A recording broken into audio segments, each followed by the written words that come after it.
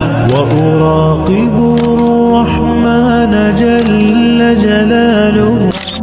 প্রত্যেকটা মুসলমান এটা বিলিভ করতেছে যে মাটির নিচে বরফের প্লেট আছে, একটা প্লেটের সাথে বাড়ি খেয়ে যদি চাপ সহ্য না হয়, তখন একটা প্লেট সরে গেলে, বরফের প্লেট সরে গেলে ভূমিকম্প হয়।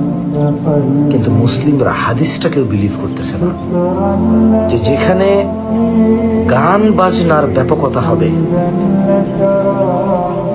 নর্তকীর ব্যাপকতা হবে এবং মদ পান সহজীকরণ হবে, তখন ভূমিধস, ভূমিকম্প আর আকৃতি বিকৃত হওয়ার ঘটনা ঘটবে।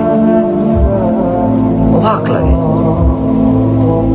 আমরা মুসলমান 90% দেশের মানুষ, ভূমিকম্প সম্পর্কে আমাদের যে তথ্য প্রদান করবে কেউ, সেখানেও মিউজিক লাগানো আছে, কারণ এতে আমাদের কোনো আপত্তি নাই।